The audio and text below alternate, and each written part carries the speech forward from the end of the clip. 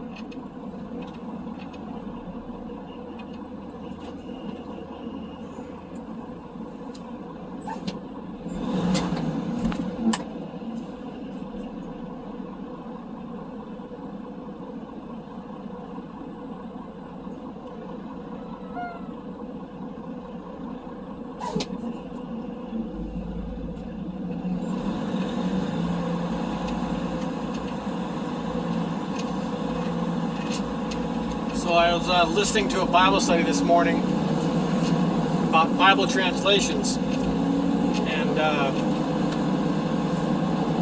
the earliest translation from the Greek, New Testament's in Greek, Old Testament's largely in Hebrew. Some parts of it are in Aramaic. Those parts are in Daniel, I believe. However, the first translation from the Greek into Latin occurred in 1382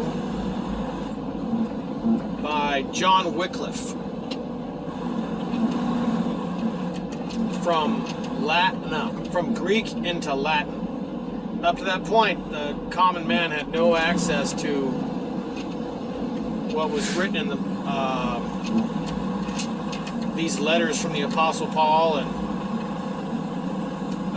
from the apostles themselves. Anyway, so it's crazy. So the Catholic Church was the dominant religious authority in the free world, and they were the controllers of these documents. And for hundreds of years, that's why they called it the Dark Ages, because people did not have access to the Word of God unless it was spoken to them by the Pope or their authorized priest. Anyway, William Tyndale, 1382, published the New Testament, translated from Greek into Latin. And John Wycliffe, that's his name. So, 100 years go by. 100 years go by. John Wycliffe died a natural death and was buried. 100 years go by. The Pope and the Catholic authorities are so outraged at how many people have copies of the New Testament in Latin that they go dig up the bones of John Wycliffe and bring his bones into court and put his bones on trial for heresy, for translating the New Testament from the original Greek into Latin. They found his bones guilty and sentenced his bones to death. Then they went on. Oh, there's a helicopter just flew overhead. Oh, Lord. Be with those people involved in this accident. They sentenced John Wycliffe's bones to death. They proceeded to burn his bones at the stake and scatter the ashes into the river Swift. That is a true story.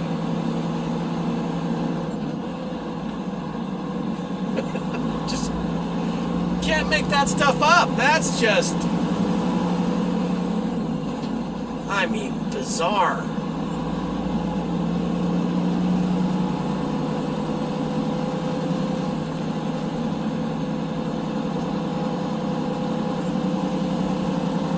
Pardon the horrible videoing.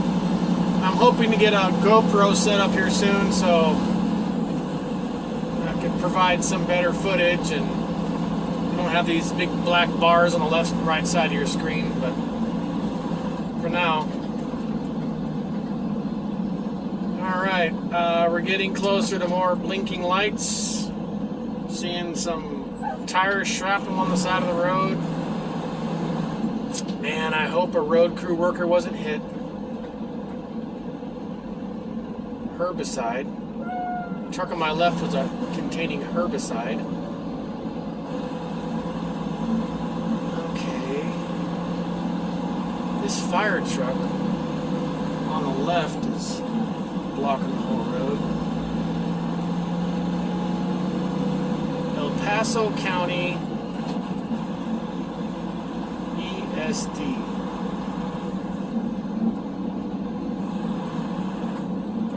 Now the fire truck's driving the wrong way on the highway.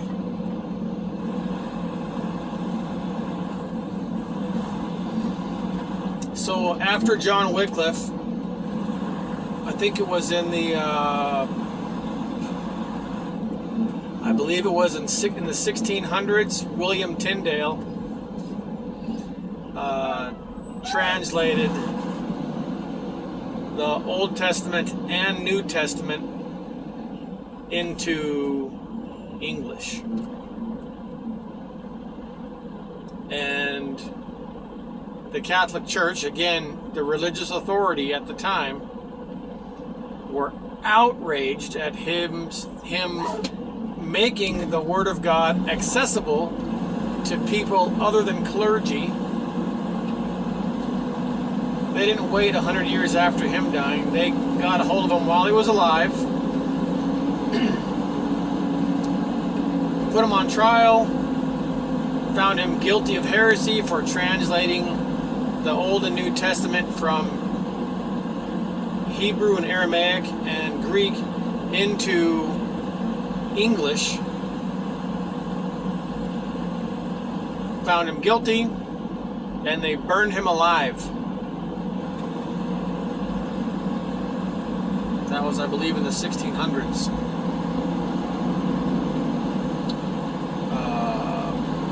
So that was the first English translation. So, famous stories about William Tyndale the day before, or the evening before his martyrdom.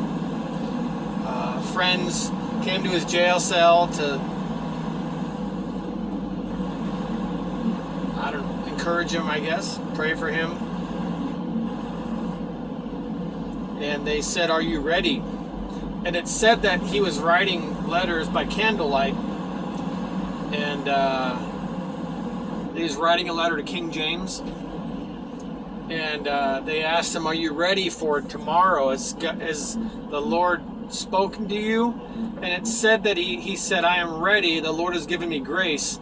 And that he held his finger over the flame of the candle he was using to write by the light of the candle, and his finger was burned to the bone, to the point where his bone was exposed in his finger, showing that God had given him grace to withstand the flame and to not have fear of what would normally be an avalanche of agony. And then the next day, when he was tied to the stake and they brought all those sticks around him and he was being engulfed in flames, they say his last words recorded were, "Father in heaven, open the heart of the king, that the people may receive your word. And he was referring to King James, and it was King James who later authorized, like overrode the authority of the church and authorized that translation of the Bible in English, and that was 1611. And that's where we get the 1611 edition of the King James. And so still one of the most popular translations of the Bible. Now that's still Old English, and since then there's been, updates to modernize words in there that we no longer use from Old English. But anyway, it's still considered a word-for-word translation. Alongside it, a really good word-for-word translation is the NASB, New American Standard Version. So those are word for word. Another good translation is thought for thought. It's a little different than word for word. Thought for thought translation on the other end of the spectrum, that'd be the NIV, or the Living Translation, the New Living Translation, or the Message Bible. So you got two spectrums, word for word. Well, one spectrum, but on the left, one side, word for word, the other side, thought for thought. So word for word, King James Version, NASB, thought for thought, NIV, what did I just say? The New Living Translation and the Message. So, anyway, I'm becoming more and more partial. I grew up reading the NIV, but I found myself liking the King James Version more. And now I'm starting to really consume the NASB, and I really want to get a Greek to Hebrew Bible, where on one side for the New Testament, on one page you have the Greek, and on the other page facing it you have the English, because there are some words that are translated that, in the NIV, that are just, they're not accurate. And then you get the thought, but when Jesus said in the end times, nation will rise against nation, in the Hebrew, the word is, in the Greek, the word is not nation, it's ethnos. So Jesus was describing in the last days, ethnos will rise against ethnos. And ethnos is where the word we get ethnicity from. So that's where we're talking people, black skin, white skin, brown skin, red skin, yellow skin, whatever, peach, off tan, pale. These are ethnicities. And Jesus said in the end time, not nation will rise against nation, ethnos will rise against ethnos. And it's all rooted in pride. But that's, that's what caused Satan to fall, so it follows. Anyway, boy, I don't know if I'm going to want to keep this video going, because this traffic is... That helicopter that flew ahead of me went way down the road. So, alright, that's enough for now. I hope to have a newer video updated soon. Okay, bye.